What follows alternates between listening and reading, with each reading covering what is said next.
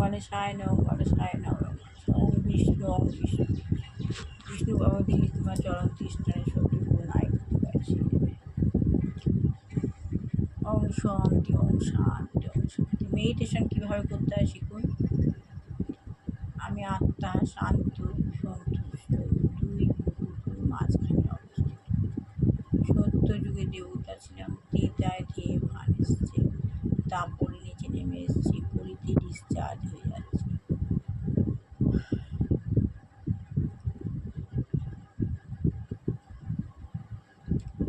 সঙ্গম যুগে সৃষ্ট কর্মকর্মার জন্য অ্যান্ট হয়ে, ভিক হয়ে, স্নেক হয়ে, মাংকি হয়ে উপরে উঠছি, উপরে উঠছি, উপরে উঠছি, অনেক উপরে উঠছি, অনেক উপরে উঠছি।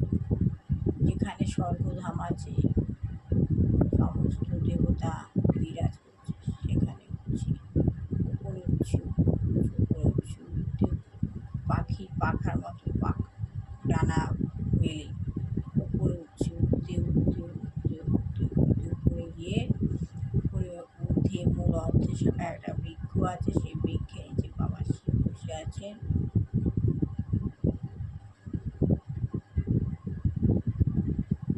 আমি এখন উপরে উঠে চলে এলাম।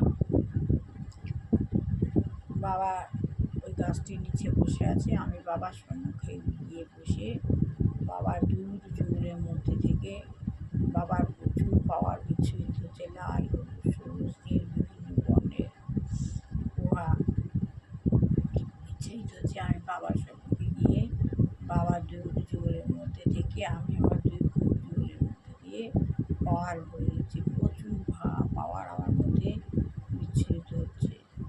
আমার শরীর হালকা হয়ে যাচ্ছে, আমি ভরপুর হয়ে যাচ্ছি, বাবার কাছ থেকে পাওয়ার নিচ্ছি।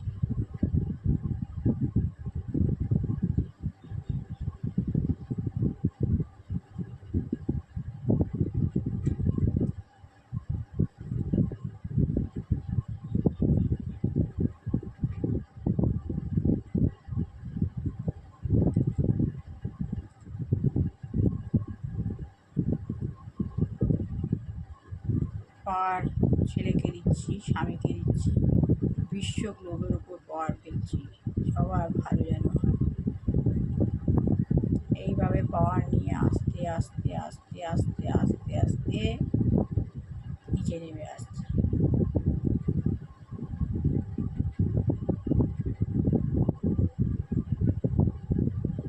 নিচে নেমে আসলাম, নিচে এসে বসলাম, পাওয়ার নিয়ে ভরে দেখলাম। এইবার সারাদিন এই পাওয়ার নিয়ে চলবে, যেভাবে ফোন রিচার্জ করতে এইভাবে পাওয়ার নিতে, শরীরটাকে লম্বা করে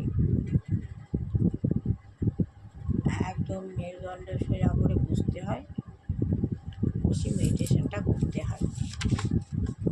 এতে ভগবানের প্রচুর পাওয়ার আছে। শ্রী গুরুদেব নমঃ। এটাকে বলে সম্ভাবী। এই যে এক নিচে থেকে দুই ভাব, এক নিচের থেকে উপরে গিয়ে যেভাবে আমরা হচ্ছে একটা অন্য জগতে চলে যাচ্ছি এবং সেখান থেকে পাওয়ার নিয়ে নিচ্ছি, এটাকে বলে সম্ভাবী। যেন এক জায়গায় থেকে অন্য একটা জায়গাকে ছুটতে চেষ্টা করছি।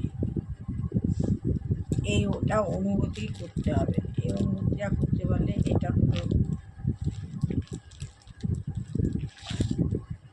মেডিটেশন পাওয়ার। এটাই হলো যোগ ব্যায়াম।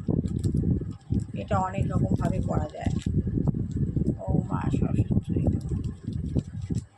আজ লক্ষ্মীবার, লক্ষ্মী পাঁচালি পড়তে দেরি হয়ে গেল, এই জন্য একটু দেরি হলো বসতে। শ্রী শ্রী লক্ষ্মীদেব পায়, লক্ষ্মীদেব পায়, লক্ষ্মীদেব পায়। নারায়ণ নারায়ণ নারায়ণ। গীতা গীতা গীতা গুরু, গীতা গীতা গীতা মাতা, গীতাই সব।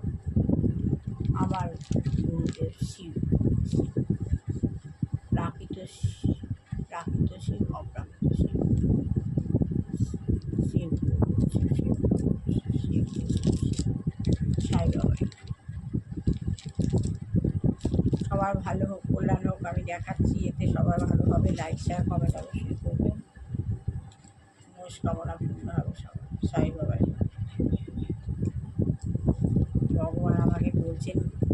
সবার জন্য, এতে সবার উপকার হবে। আত্মজ্ঞান লাভের পন্থা শ্রী বহুপাদ।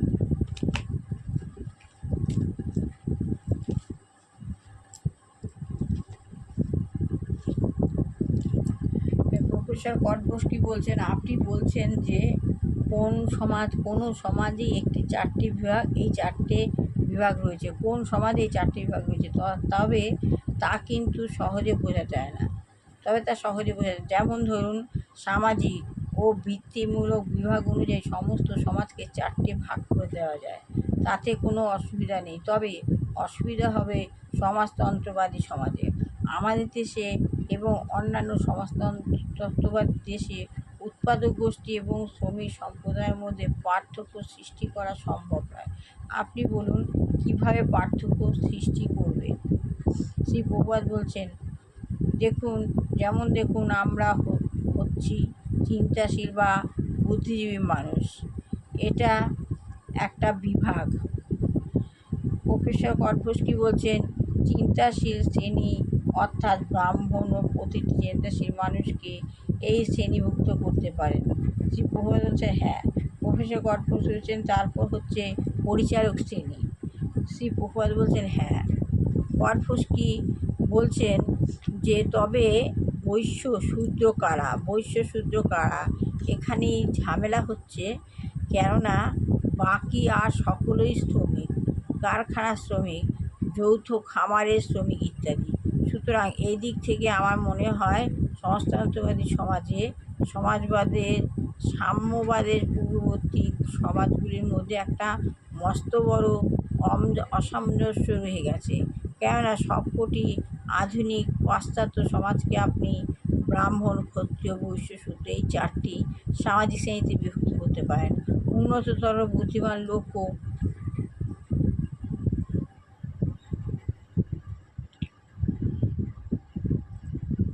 বুদ্ধিজীবী, পরিচালক গোষ্ঠী, উৎপাদক গোষ্ঠী, ব্যবসায়ী গোষ্ঠী এবং শ্রমিক। কিন্তু আমাদের সমাজে কোনো বৈশ্য নেই, কেননা কারখানা পরিচালক হয়েছে এবং তাদের তত্ত্বাবধানে আমার কারখানার কাজ চলছে। এ কাজ যারা করছেন তাদের ক্ষত্রিয় বলা হয়। আর আছে শূদ্র অর্থাৎ শ্রমিক। এই দুয়ের মাঝে আর কোনো শ্রেণী নেই। শূদ্র আর শ্রমিকের মাঝখানে আর কোনো শ্রেণী নেই। দেহের প্রয়োজন মেটাতে হলে আমাদের দেহের প্রয়োজন মেটাতে হলে মাথা, হাত, উদর, পা এ সব কিছুই দরকার। মাথা, হাত, উদর বা পা যৌথভাবে নিজের কাজ করার ফলেই সারা দেহের সমস্ত চাহিদা মেটে।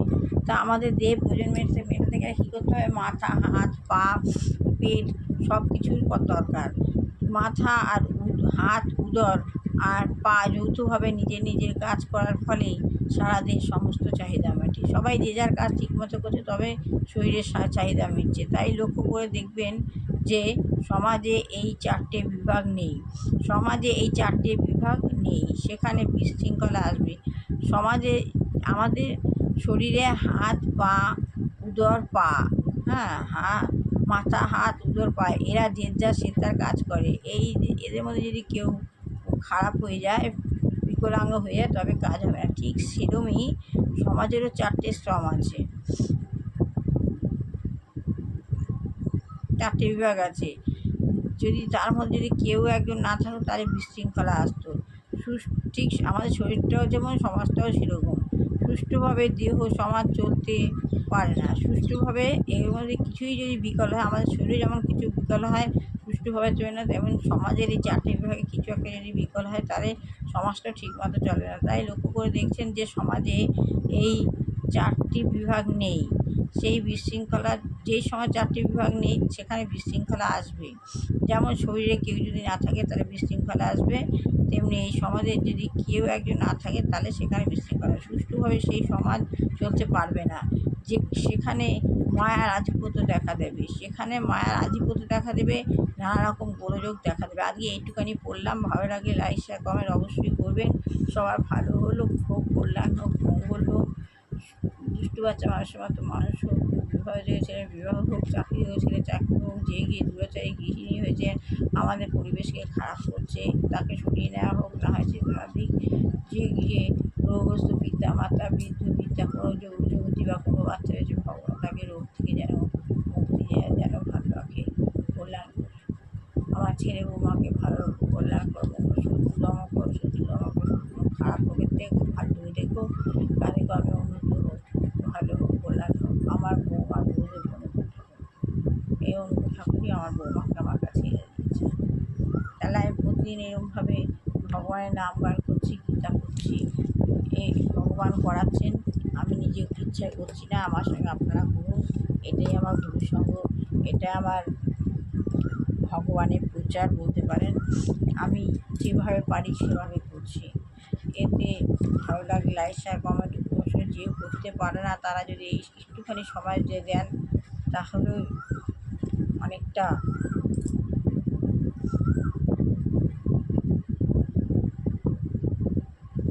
যত মন্থন করা যাবে তত ভালো হবে। ভগবানের নাম গান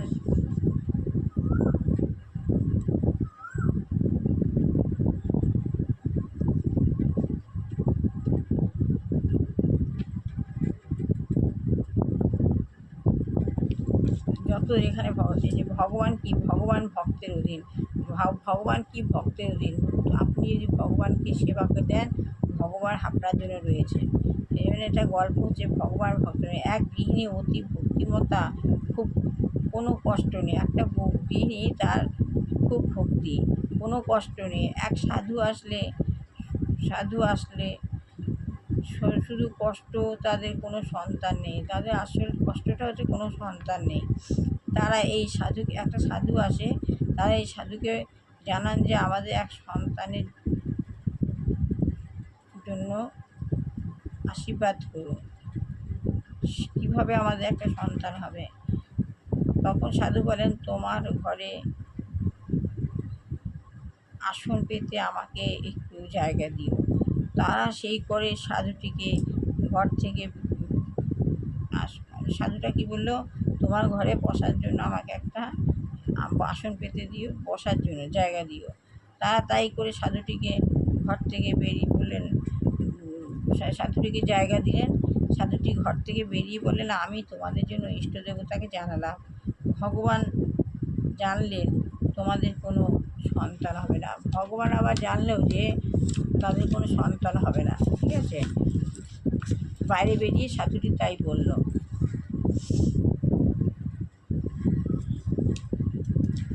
অনেক দিন পরে আরও একজন সাধু এলো। তখন সেই সাধুটি, আরও একজন যখন সাধু এলো অনেক দিন পরে, তখন সেই সাধুটিকে জানানো হলো। সাধুটি তখন বললো যে ঠিক আছে, আমি দেখছি।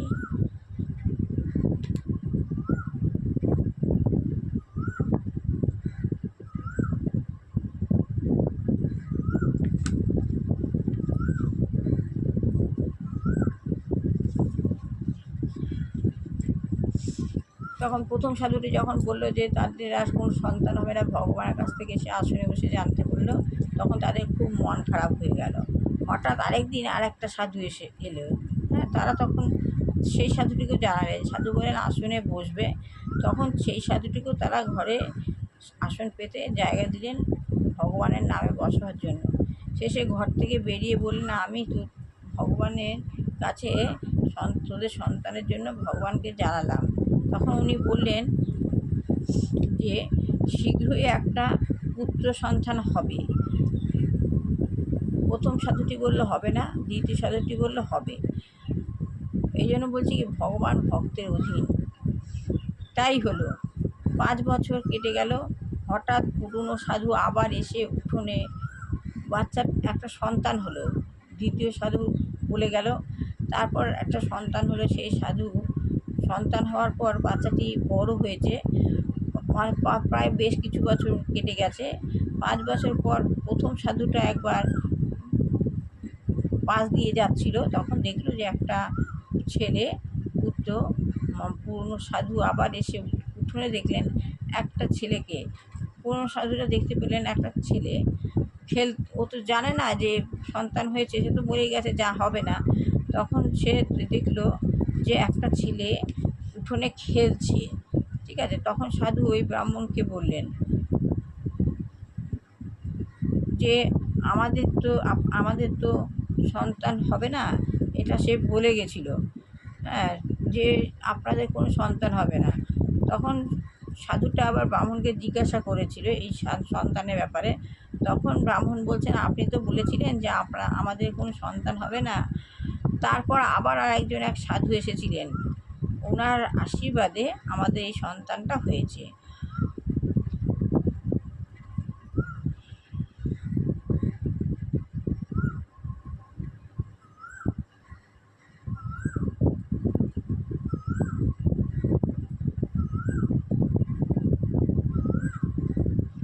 তখন কী করলো, ছেলেটি ছোটোবেলা থেকে বড় হয়েছে, হ্যাঁ। তখন সাধুটি বললো, আমি একটু আসনে বসবো। তখন সাধুটি আবার আসনে বসে দেবতাকে জানালেন যে আপনি তো আমাকে আসনে বসেছিলাম, এখানে বসে এদের সন্তান হবে কিনা জানতে চেয়েছিলাম, ভগবানকে বলছেন, ভগবানের উদ্দেশ্যে বসেছেন। তখন আপনি বলেছেন এদের কোনো সন্তান হবে না, হ্যাঁ। তাহলে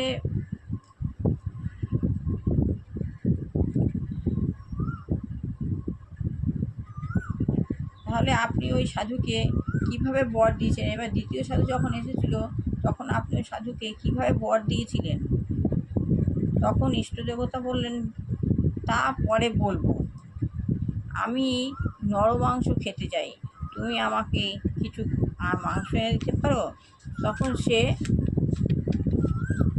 বনের থেকে বলছে, তুমি আমাকে বনে গিয়ে মাংস এনে দিতে পারো? নরমাংস খেতে চেয়েছেন, নরমাংস মানে মানুষের মাংস। জঙ্গল গিয়ে যেতে পারবে, যেখানে কোনো লোক থাকবে না। সে কী করলো, সে জঙ্গলে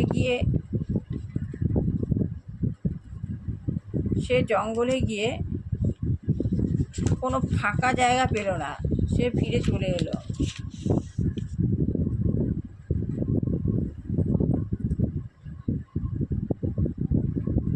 তারপর যখন দ্বিতীয় সাধুকে আবার আসনে বসেছিল, তখন সে বলল, জানো, সেই সাধু কাছ থেকেও আমি এই সন্ন্যাসে নরমাংস খেতে চেয়েছি।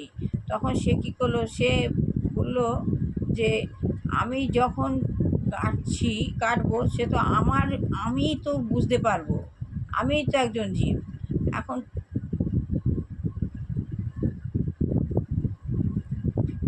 তখন সে সাধু কী করলো, সে সাধু বললো যে ভগবান মাংস খেতে চেয়েছে, ঠিক আছে। ওই সাধুকে ভগবান ইষ্ট দেবতার কাছে বসলো, তো প্রথম সাধু তখন ওই দেবতা তার কাছ থেকে নরমাংস খেতে চাইলো। তখন সে কী করলো, সে জঙ্গলে গিয়ে